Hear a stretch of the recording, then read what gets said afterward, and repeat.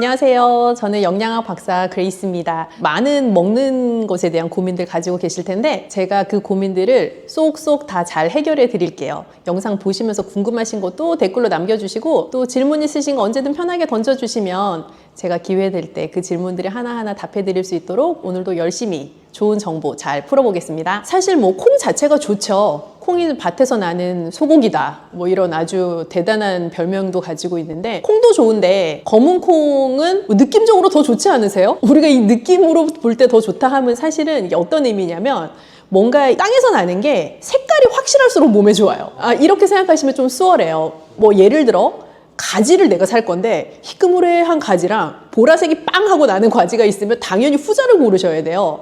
이 색깔이 확실하다 하는 것은 색소에서부터 오는 항산화 성분의 효과를 내가 극대화되게 누릴 수 있다는 뜻인데요. 그렇다 보니까 검정 콩도 그냥 콩보다는 이 검정색이라는 것을 내게 하는 안토시아닌이라는 내 몸에서 항산화 효과를 좀 극대화시켜 줄 수가 있어요. 그래서 검정콩이 뭐 일반 대두에 비해서 단백질 함량이 높냐라고 물으면 그렇지 않을 수 있지만 우리가 색소에서부터 오는 확실한 항산화 효과는 누릴 수 있는 장점이 있죠. 항산화라는 단어 자체가 산화가 되는 것을 막아준다라는 뜻인 건데요. 우리 몸이 노화가 진행된다라는 것은 세포가 산화 스트레스에 계속 노출되면서 산화 과정이 일어나고 있다는 것을 의미해요. 그 산화 과정을 항산화해주는 것이니 내가 늙는 거를 살짝 막아줄 수 있는 좀 과장하면 그렇게 해석할 수 있겠네요.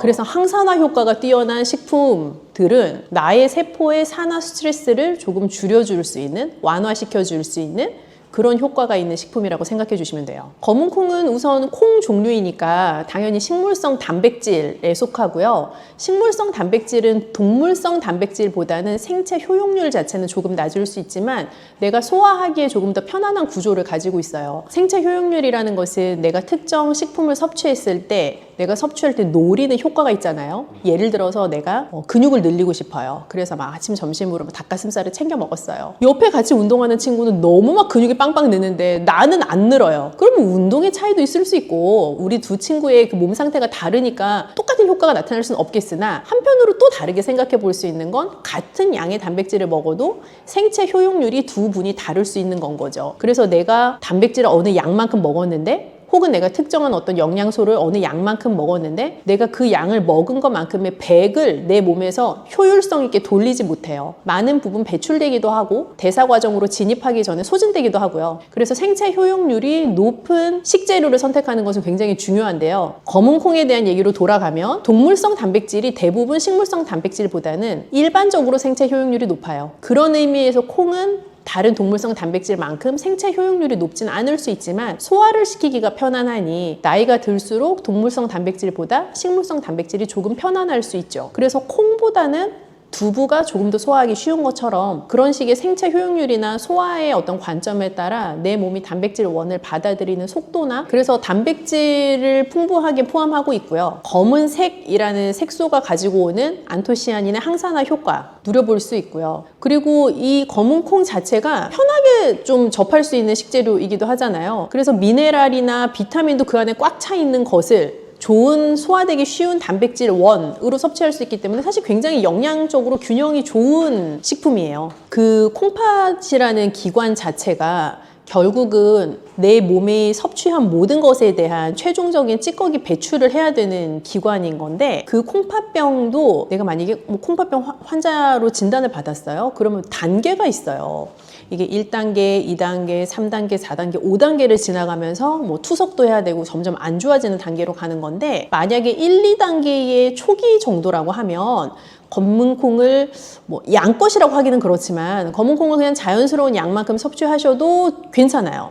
그런데 3, 4 이렇게 넘어가면 검은 콩은 단백질 재료잖아요. 그래서 단백질은 콩팥에 무리를 줄 수 있는 영양소이기 때문에 너무 많이 섭취하시면 오히려 안 좋아요. 그래서 어느 만큼 양이 좋냐? 제가 누누이 강조하지만 탁구공 크기, 검은 콩을 뭉쳤을 때 탁구공 정도의 크기가 되는 것을 그냥 그 정도를 하루에 먹는다고 생각하시면 좋을 것 같아요. 한 번 먹을 때 탁구공을 한 개를 드시는 게 아니고 그냥 하루에 그 정도 양을 나눠서 먹겠다라고 생각하시면 좋아요. 그래서 어르신들 간식으로 무슨 볶은 검은콩 이런 거 막 이렇게 쟁여놓고 뻥튀기 드시듯이 드시는 분들 계신데 그거 굉장히 위험할 수 있어요. 계속 들어가거든 그게. 그래서 그렇게 뭐 옆에 쌓아놓고 쟁여놓고 드시는 습관은 이제 조금 버리시면 좋겠고, 검은콩이 사실은 음료로 만든다고 하면 뭐 검은콩 차도 될 수 있겠고 뭐 검은콩 두유 같은 것도 될 수 있을 것 같은데, 뭐 차 타입이나 두유 타입이 약간 차이가 있다면 사실 두유는 콩을 삶아서 그거를 잘 갈아서 그걸 뭐 체에 내리거나 해가지고 건더기 부분을 걸러내고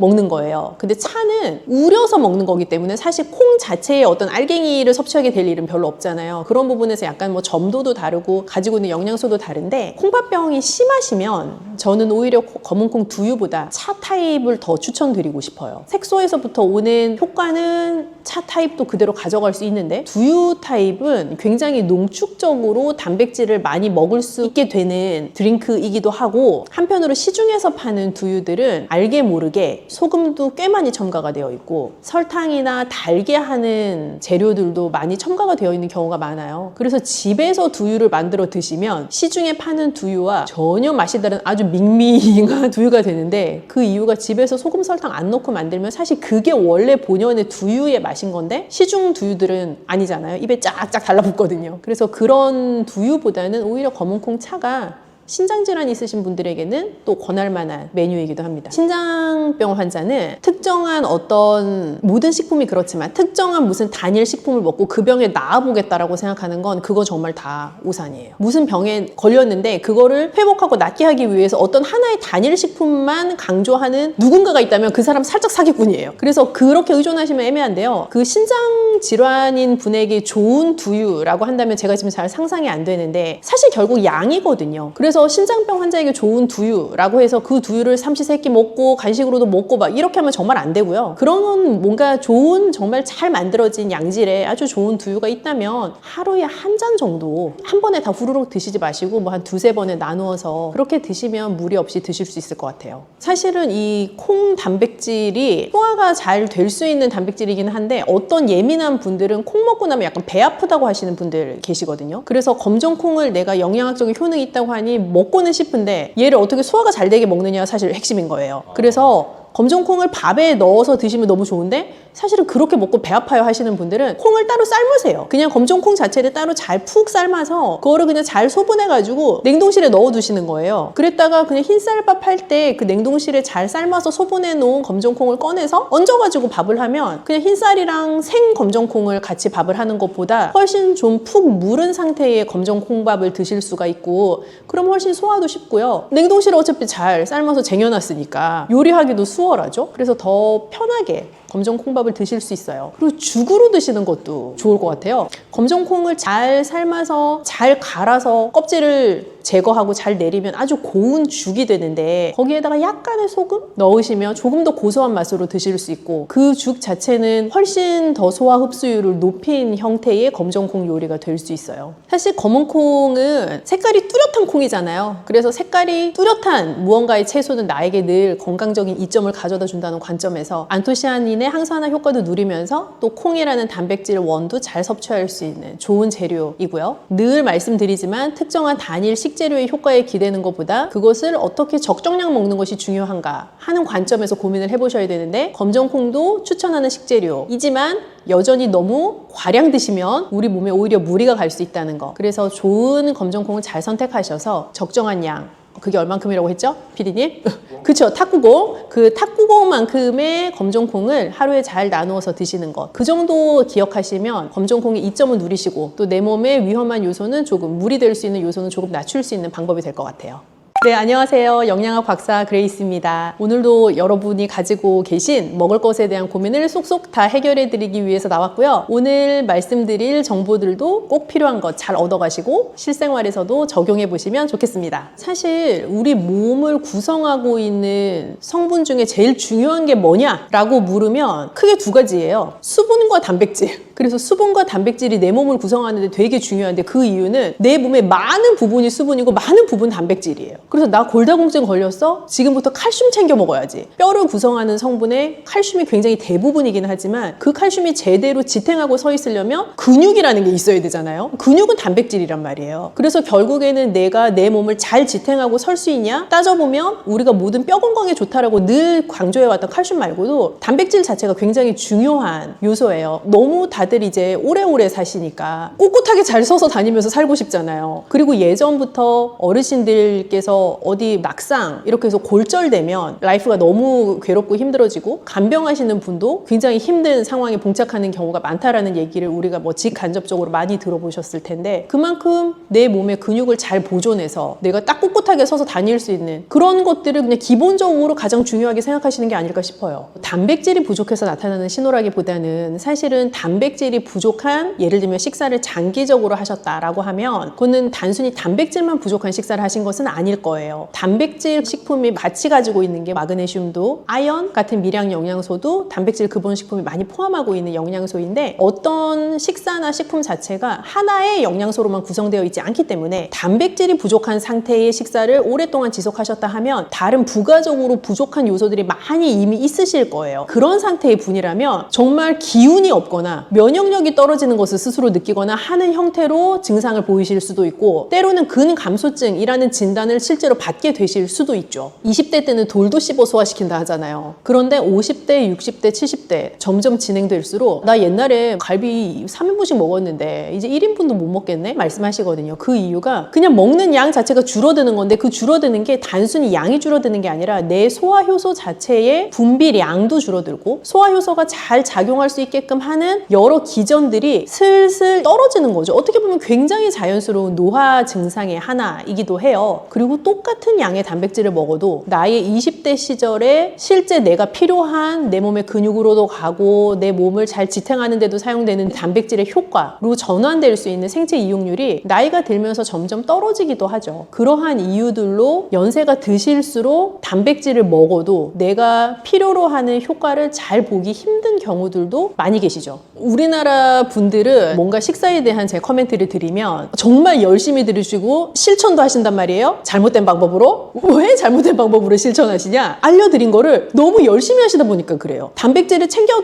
드셔라 라고 말씀을 드리면 삼시세끼 과량의 단백질을 챙겨 드시는 거죠. 근데 그렇게 챙겨 드셔도 큰 소용이 없고요. 하루에 한 끼에 몰아서 드셔도 소용이 없어요. 자, 이 말은 무슨 말이냐면 내가 하루에 먹으면 좋을 적정량의 단백질을 정해두고 그거를 새끼로 잘 나누어서 먹는 것이 중요한데 많은 단백질을 한 번에 섭취했다고 해서 그 단백질이 모두 내 몸에 들어와서 잘 워킹하는 게 아니에요. 그래서 오히려 적정량을 잘 나누어서 드시는 것이 내가 먹는 만큼의 단백질 효과를 볼 수 있는 좋은 방법이죠. 그러면 무슨 단백질을 먹어야 되냐 또 부가적으로 궁금하실 수 있잖아요. 양질의 단백질을 드셔야죠. 그럼 또 양질의 단백질은 뭔데? 라고 물어보실 거잖아요. 양질의 단백질이라는 것은 내 몸에 들어와서 잘 대사되어서 나에게 좋은 효과를 줄 수 있는 단백질이라고 생각하시면 돼요. 그럼 조금 쉽게 설명하면 일단 소화가 잘 되는 단백질일 것, 생체 효용률이 높은 단백질일 것 이렇게 요약해 볼 수가 있는데 소화가 잘 된다는 것은 어떤 근본의 식품이냐도 중요하지만 한편으로는 어떤 조리법으로 먹느냐도 되게 중요해요. 그래서 물에 빠진 고기를 사랑하게 되면 좋겠다라는 말씀 제가 여러 번 드렸었는데 단백질도 우리가 뭐 식물성 단백질보다는 동물성 단백질이 일반적으로 생체 효용률이 높은데 그 동물성 단백질을 더 소화되기 쉽게 먹을 수 있는 형태가 물에 삶거나 혹은 찌거나 하는 조리법을 잘 활용하시는 거죠. 그래서 그런 조리법에 단백질 음식을 하루에 적정량만큼 정해두시고 두세 번에 나누어서 드셔라 라는 것이 가장 정확하고도 가장 효과적인 지침입니다. 동물성 단백질이 식물성 단백질보다 생체 효용률은 높지만 일반적으로 소화 흡수되는 것은 식물성 단백질이 높을 수가 있어요. 그래서 콩이나 두부 같은 재료들이 돼지고기나 소고기 같은 고기류보다는 조금 소화가 잘 될 수가 있고요. 고기류 중에서도 지방 함량이 적은 부위가 또 소화가 잘 돼요. 쉽게 생각해 보시면 목살을 먹는 거랑 삼겹살이나 오겹살을 먹는 게 당연히 상상만 해도 소화되는 게 약간 다르시잖아요. 그래서 그런 느낌이 되게 정확하신 느낌인 거죠. 또 조리법에 따라서도 소화 흡수되는 게 다를 수가 있는데요. 달걀도 예를 들어 삶아서 먹을 수도 있고 달걀 프라이로 드실 수도 있고 달걀 찜으로 드실 수도 있는 등의 다양한 조리법이 있을 수 있는데 조금 더 부드러운 형태가 되게끔 조리를 하시면 아무래도 내 몸이 받아들였을 때 소화하는 역량은 훨씬 더 올라가게 되죠. 운동을 하면은 당연히 단백질의 전체적인 대사에 도움이 될 수가 있는데 이게 아주 영한 친구들처럼 근육을 붙이기 위해서 단백질 단백질을 지금 드시는 건 아니라 나의 근육을 잘 보존하고 내가 더 건강한 생활을 하기 위해 드시는 거다 한다면 과량의 단백질과 운동을 막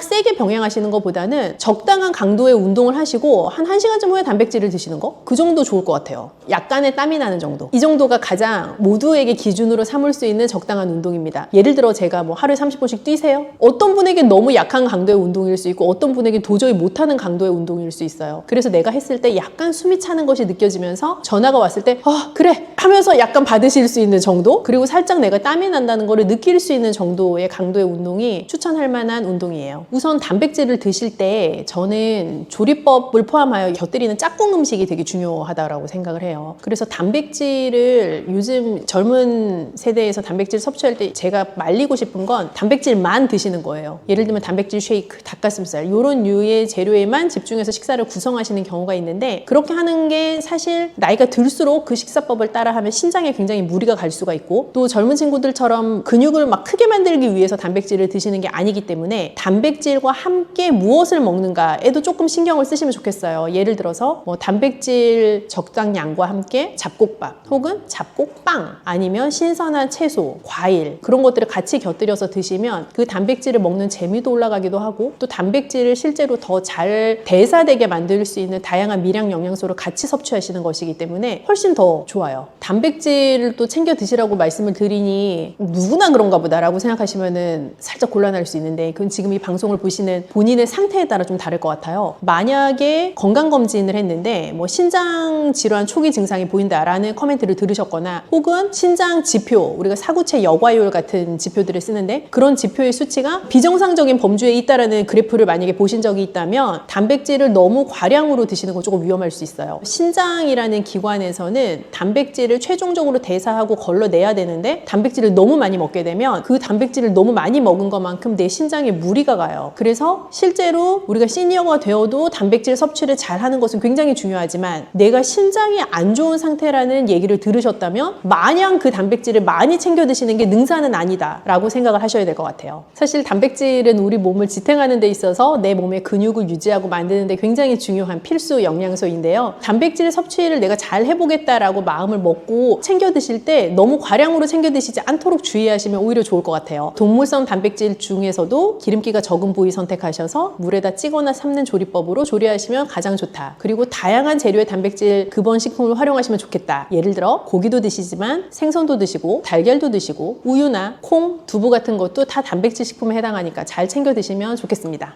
당근이 몸에 좋다는 사실은 이미 알고 계시죠? 몸에 좋다는 당근도 먹는 방법과 함께 먹는 음식에 따라 몸에 독이 될 수도 있고 보약이 될 수도 있다는 사실 알고 계신가요? 당근과 함께 먹으면 보약이 되는 음식, 당근을 먹는 방법, 그리고 당근을 제대로 먹을 때 나타나는 놀라운 효능까지 당근에 대한 모든 것을 알려드릴게요. 그리고 연예인이 3주 동안 11kg나 감량했다고 하는 당근 다이어트 방법도 영상 뒷부분에 있으니까 끝까지 시청해주세요. 그럼 당근에 대한 모든 것 바로 시작합니다. 당근의 대표적인 효능은 베타카로틴에서 나옵니다. 베타카로틴은 채소를 노란색, 주황색, 빨간색이 되도록 하는 성분이며 대표적인 항산화 물질입니다. 항산화 작용을 한다는 것은 항염증 작용을 한다는 것이고, 항염증 작용을 한다는 것은 바로 항암 작용을 할 수 있다는 것인데요. 당근의 첫 번째 효능은 눈 건강을 좋게 한다는 것입니다. 당근의 베타카로틴이 우리 몸속에 들어오게 되면 비타민 A가 되는데요. 비타민 A는 눈 건강을 좋게 하는 성분이죠. 당근을 먹으면 눈이 좋아진다는 말을 많이 들어보셨나요? 눈 건강을 위해 루테인을 드시는 분들이 점점 많아지고 있습니다. 그렇다면 눈에 좋다는 루테인, 영양제를 먹는 것과 당근을 먹는 것은 어떤 차이가 있을까요? 영양제와 당근에는 모두 비타민 A, 루테인, 지아잔틴 등이 들어있어서 시력을 유지하고 눈의 노화를 방지해주며 황반 변성 등의 질환도 예방해줍니다. 당근에는 여기에 비타민 C, 비타민 K, 그리고 필수 미네랄이 더 있어서 항산화 효과 및 뼈 건강에도 도움을 받을 수가 있게 되고요. 우리가 혈액순환이 잘 안 될 때는 루테인 영양제를 드신다고 해도 효과에 한계가 있을 수 있어서 평소에 당근을 좀 더 드셔보시는 걸 추천해 드립니다. 두 번째 당근의 효능은 노화 방지입니다. 이것도 베타카로틴의 효능과 관련이 있습니다. 노화가 된다는 것은 몸이 산화가 되고 염증이 많아진다는 것인데요. 염증이 몸 안에 곳곳에서 문제를 일으키게 되는 것이죠. 이런 염증을 없애주는 것이 바로 노화를 방지하는 건데요. 바로 당근의 베타카로틴과 비타민 C에는 강력한 항산화 작용으로 염증을 없애주고 노화를 방지해주는 것입니다. 세 번째 당근의 효능은 장을 건강하게 하고 당뇨를